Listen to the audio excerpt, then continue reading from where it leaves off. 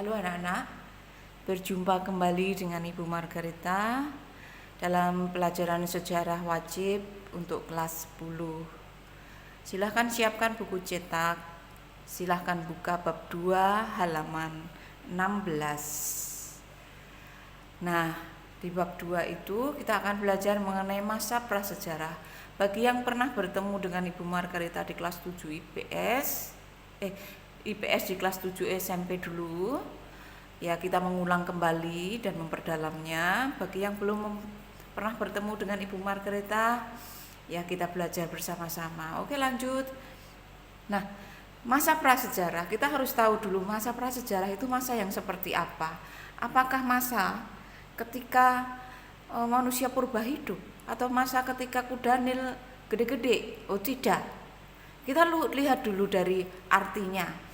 Praaksara dari kata nirleha atau nir, tidak ada leha tulisan. Jadi masa sebelum ada tulisan. Nah, kalau masa sudah mengenal tulisan dikenal sebagai masa apa ya? Namanya masa sejarah. Kalau nirleha berarti sebelum mengenal tulisan. Jadi belum ada bukti-bukti berupa tulisan. Dari mana kita tahu mengenai masa prasejarah kalau begitu? Kita mengetahui masa prasejarah itu dari berbagai sumber. Sumber pertama tentu saja sumber benda, yaitu berupa fosil. Fosil itu adalah sisa-sisa makhluk hidup, baik manusia, hewan, tumbuhan yang sudah membatu. Kemudian selain fosil kita juga melihat dari artefak. Artefak, apa itu artefak? Artefak itu adalah peralatan yang digunakan pada masa lampau. Kemudian kita juga mengetahui dari cerita turun-temurun secara lisan. Jadi itu sumber benda dan sumber lisan. Mari kita lihat dari segi ilmunya dulu. Nah, anak-anak, ini tadi yang Ibu sebutkan, fosil adalah sisa makhluk hidup. Sementara artefak adalah alat yang digunakan untuk manusia purba. Kalau kalian mau mencatat berarti tinggal di pause saja ya filmnya ini. Lanjut. Nah, silahkan buka buku cetak. Ini yang kita pelajari dulu ke kelas 7 sepertinya hanya sekilas lalu karena itu hanya tambahan materi. Sekarang adalah materi yang sesungguhnya, itu hak kamu. Silahkan buka buku cetak halaman 20. Ini adalah masa pembabakan menurut geologi atau menurut batuan.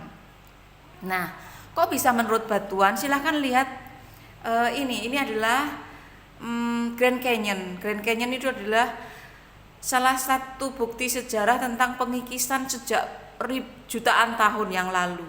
Dari batu yang paling bawah itu berarti batu yang paling tua, 1 billion year old misalnya.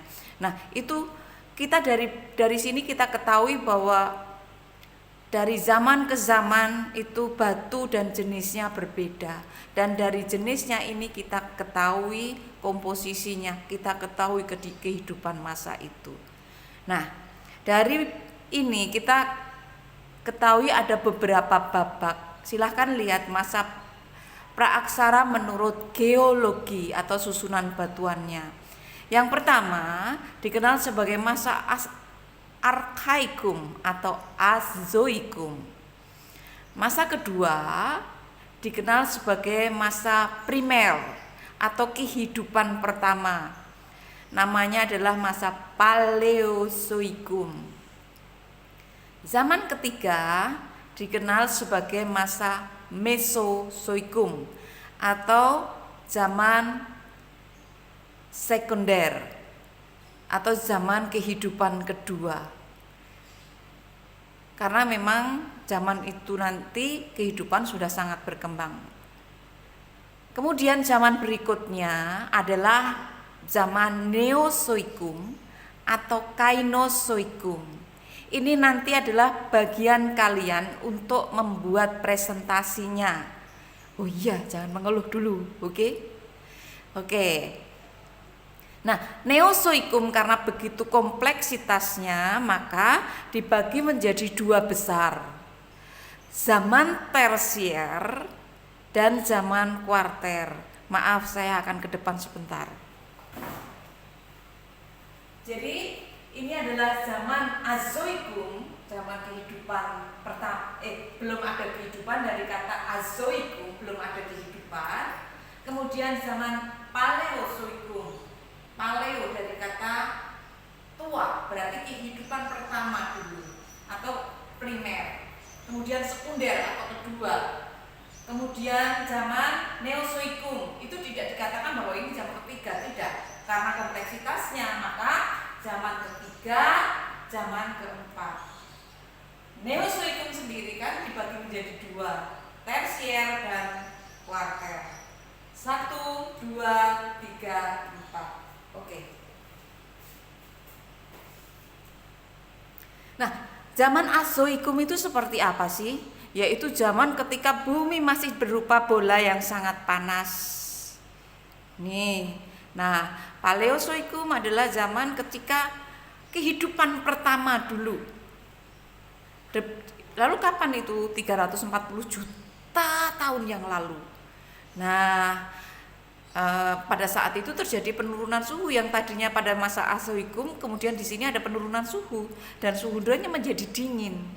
Karena suhu mulai lambat laun menjadi dingin, kehidupan sudah mulai muncul, dimulai dari laut dulu. Bukan dari daratan ya, dari laut. Oke. Semakin jelas dari bersel satu, kemudian tumbuh berkumpul menjadi sebuah koloni, atau istilahnya apalah dalam biologi, kemudian menjadi sebuah makhluk hidup. Nah, kemudian mereka juga bereksodus ke daratan, kemudian punya kaki, kemudian punya ekornya berubah jadi kecil gitu dan segala macam. Nah, tetapi kehidupan di laut saat itu zaman pertama adalah seperti ini. Ini kutu, ya, atau Eurypterid. Itu adalah kutu-kutu zaman kuno. Kutu zaman kuno pun kalau dibandingkan dengan manusia sebesar apa itu? Itu manusia yang tinggi rata-ratanya 1,8 meter ya. Ya. Berarti kita dikejar-kejar kutu dong zaman dulu. Oke, kemudian masa Mesozoikum. Berarti tadi masa Mesozoikum berarti masa yang keberapa itu tadi? Ya. Paleozoikum pertama, Mesozoikum kedua. Mesozoikum disebut pula dengan zaman sekunder atau zaman reptil besar. Tentu saja ini kehidupannya sudah sangat kompleks. Manusia belum ada jelas. Kira-kira 140 juta tahun yang lalu.